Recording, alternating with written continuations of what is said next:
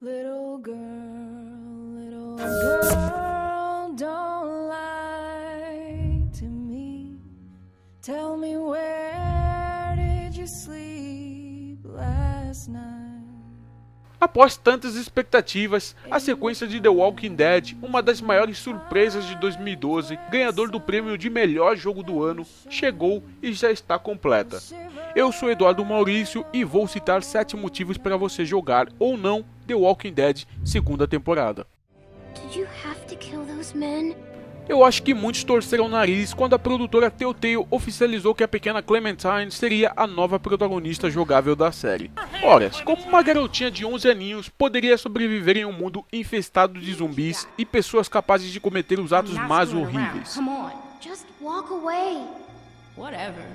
O resultado chegou e não desapontou. Aliás, surpreendeu. As situações em que Clem se envolve têm seus momentos forçados, mas no geral são tão ou até mais interessantes que as de Lee na primeira campanha. Aqui, 2 anos se passam e Clem tem em sua companhia apenas 2 membros do grupo anterior, mas um dia ruim acaba os separando e a colocando num novo rumo. Nesse novo caminho aparecem novos aliados, novos inimigos e, claro, novos desafios. Um dos motivos que me fizeram amar os personagens dessa segunda temporada foi a forma como todos eles foram humanizados. Não tem ninguém 100% bom ou 100% mal, exceto pelo Carver, mas aí é porque o cara é meio biruta das ideias.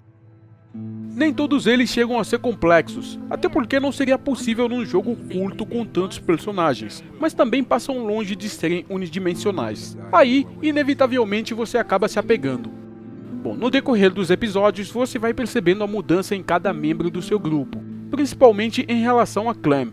Personagens que no começo não davam a mínima para ela, logo passam a vê-la de outra forma, e isso torna a experiência tão realista quanto a série de televisão. Se bem que se pararmos para pensar, quem não amaria a Clem? Ela é tipo uma das personagens mais bonitinhas e carismáticas no mundo dos games. É difícil não gostar dela. Bom, só o Carver não gosta, mas isso porque ele é meio maluco das ideias. You don't want to test me, girl. I'll pass every time. Não diria que The Walking Dead possui o sistema de jogabilidade mais inovador, mas com certeza é o melhor point and click dos últimos tempos. No entanto, é triste ver que isso não impede os jogadores mais hardcore de pensar que se trata de um jogo casual. É realmente uma pena porque quando você começa a jogar, você percebe que não poderia funcionar de outra maneira. O point and click é uma parte da história, assim como é em jogos como Heavy Rain ou Beyond Two Souls. É a melhor opção para jogos que têm o foco na narrativa. Em The Walking Dead, sua customização, tanto na versão dos consoles, portáteis ou PC, foram feitas de modo que o jogador coloque seus reflexos para funcionar e se comporte de maneira mais intuitiva possível. Em outras palavras, você não vai poder largar seu controle ou tirar as mãos do teclado por mais de 30 segundos. Ou seja, o jogo é muito mais dinâmico do que parece. Sarah, hang on! Fuck, hurry! He'll kill him, Beck. He'll do it anyway. Say goodbye, Carlos. Don't look, Susie. Don't look. Você sabe por que os jogos da Telltale são tão envolventes? Porque eles não só te colocam no meio da ação, como fazem com que você participe ativamente nos diálogos e decisões da história. E aqui, você terá que tomar decisões que vão te fazer suar frio. Decisões que vão de simples respostas a escolhas como salvar personagem A ou personagem B. E como se isso já não fosse difícil o suficiente, você ainda tem de lidar com o tempo corrente que é muito sacana. Sarah, think about what you're doing. Infelizmente, as escolhas e decisões não influenciam tanto quanto deveriam.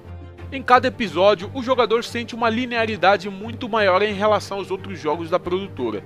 Por exemplo, tirando os finais pré-estabelecidos, você não terá uma experiência de jogo diferente de outra pessoa. Se você evitar a morte de certo personagem no capítulo X, pode ter certeza que quando a hora dele chegar, ele vai morrer e você não vai poder fazer nada a respeito.